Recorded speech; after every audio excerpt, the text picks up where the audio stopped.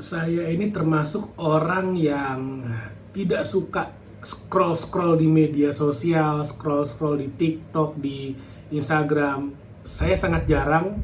Tapi kalaupun ya saya scroll di media sosial, saya lihat-lihat Instagram, itu biasanya saya karena mau belajar tentang keuangan, tentang marketing, tentang investasi. Biasanya saya belajar dan saya bukan orang yang kayak mindless itu artinya yang nggak pakai mikir scroll tanpa tujuan. Saya bukan yang kayak gitu, tapi saya adalah orang yang ketika saya scroll itu adalah karena saya memang niatnya mau belajar, entah konten apa yang muncul depan saya.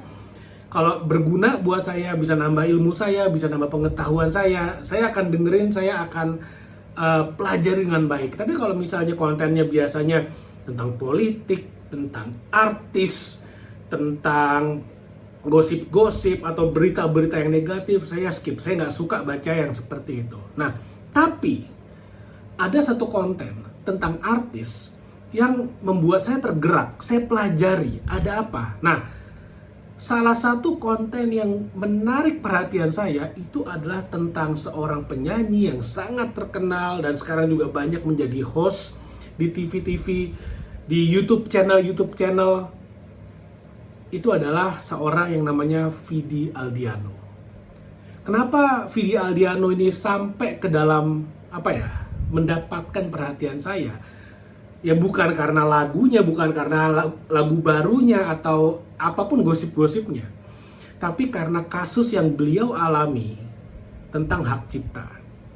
Tapi ya, saya nggak mau bahas tentang hak ciptanya. Saya nggak mengerti tentang hak cipta. Saya bukan seorang lawyer. Saya juga bukan seorang praktisi hukum. Saya bukan pengamat artis, bukan. Tapi yang saya mau share di sini adalah tentang tuntutan yang dikenakan kepada Vidi Aldiano, yaitu adalah tentang rumahnya yang diminta untuk disita sebagai jaminan dan segala macamnya itu. Jadi kalau saya nggak salah, ini tolong koreksi kalau saya salah ya. Jadi buat kamu yang nggak ngerti, supaya kamu punya konteks. Ya gini, ada seorang penyanyi namanya Vidi Aldiano, sangat terkenal. Mungkin kamu lebih kenal sama Vidi Aldiano daripada saya gitu ya, karena saya nggak terlalu banyak ikutin artis-artis, gosip-gosip saya nggak ikutin. Kamu mungkin lebih kenal dengan nama Vidi Aldiano. Jadi Vidi Aldiano ini dia punya ada satu lagu yang dia sangat populerkan yang judulnya adalah Nuansa Bening. Nah, tapi katanya, saya nggak tahu karena saya bukan orang legal, katanya selama sekian puluh tahun Vidi Aldiano udah membawakan lagu ini tanpa izin kepada yang pencipta. Oke, si pencipta lagunya. Sehingga sekarang dia dituntut, kalau saya nggak salah, kalau saya salah tolong dikoreksi sekali lagi, 24 miliar, 24,5 miliar something lah. Lalu kemudian di atas tuntutan itu ternyata diminta juga rumah dari seorang Vidi Aldiano ini sebagai jaminan.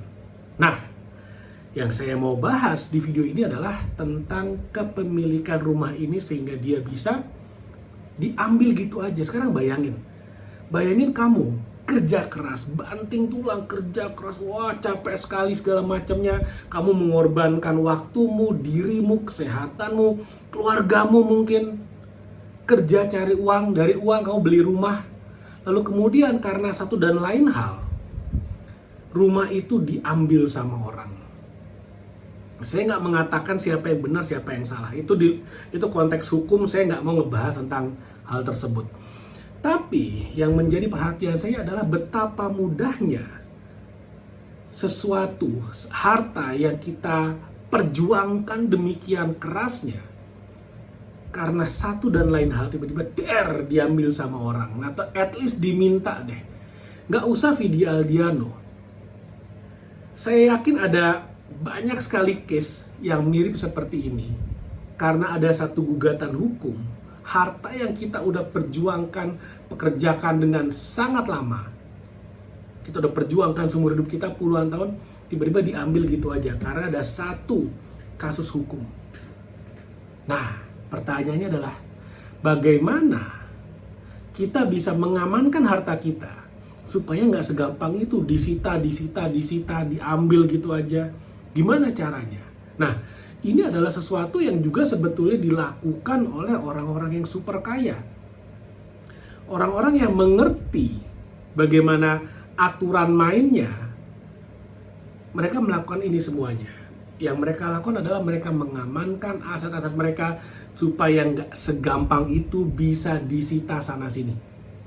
Jadi gini, kalau kamu punya harta, entah itu mobil, entah itu rumah, entah itu ya properti lah, atau apapun deh, perusahaanmu, saham misalnya, selama namamu melekat di sana sebagai owner, maka selama itulah kalau terjadi apa-apa pada dirimu, maka harta itu bisa diambil.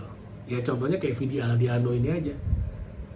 Kalau rumah yang dia tinggalin, yang dia tempatin maksudnya sebagai tempat tinggal, itu disertifikat namanya adalah Vidi Aldiano.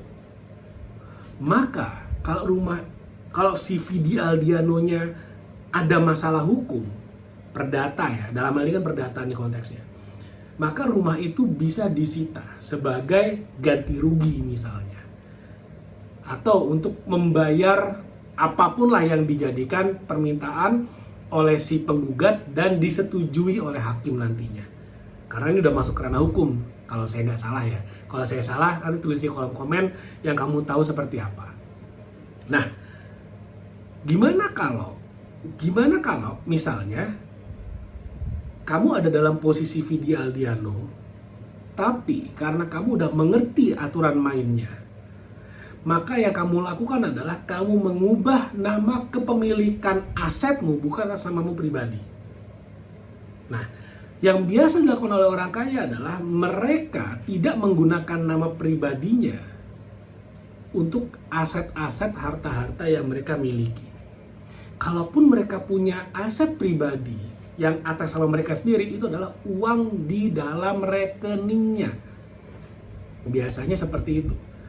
Ini adalah pengetahuan buat kamu yang mau belajar bagaimana caranya mengamankan asetmu. Gimana caranya supaya asetmu nggak gampang disita. Mungkin lebih tepatnya nggak bisa disita gitu aja, karena orang-orang kaya, orang-orang yang mengerti tentang hal ini, mereka memisahkan kepemilikan aset mereka dari diri mereka. Misalnya Budi udah ngerti nih. Budi ini udah mengerti tentang hal-hal yang seperti ini. Maka yang dilakukan adalah ketika si Budi beli rumah, tidak akan atas namanya si Budi. Oke? Budi membeli rumah, tapi rumahnya tidak akan atas nama Budi.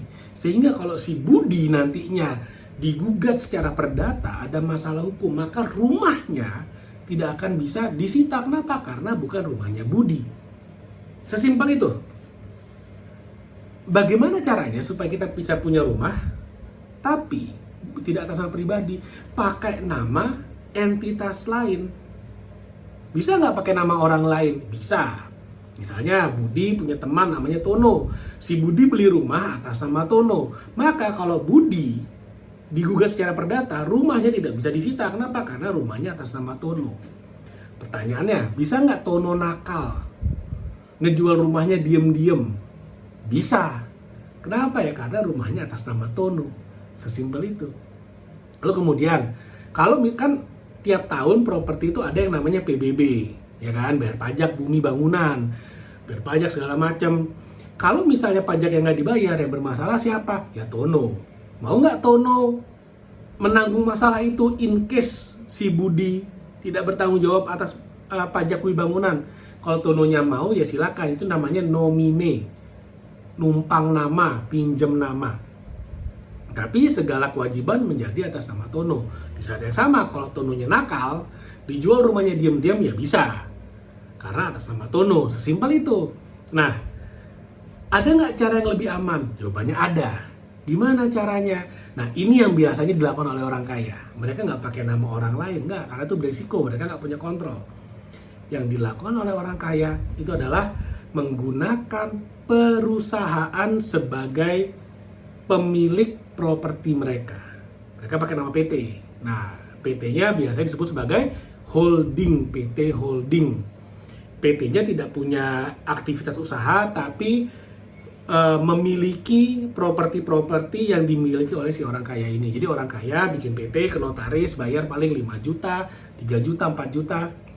Lalu kemudian semua propertinya dimasukkan atas nama PT. Nah, ini adalah praktek yang dilakukan oleh orang kaya, sehingga kalau misalnya Sita tuh rumah saya yang mana? Saya kan nggak punya rumah ini atas nama PT, bukan atas nama saya. Sesimpel itu cara mereka mengamankan hartanya. Oke, lalu kemudian, nah ini biasanya nih orang-orang yang main properti, mereka akan bilang gini, tapi kan kalau punya PT jadinya sertifikatnya bukan hak milik, jadinya kan sertifikatnya hak guna bangunan, HGB. Jadi gini, saya kasih konteks. Kalau kamu main properti, mendalami properti, jadi level sertifikat tuh ada banyak tuh. Yang tertinggi itu namanya SHM, sertifikat hak milik. Sertifikat hak milik itu adalah artinya kalau kamu punya SHM, rumah itu adalah milikmu selamanya. Oke?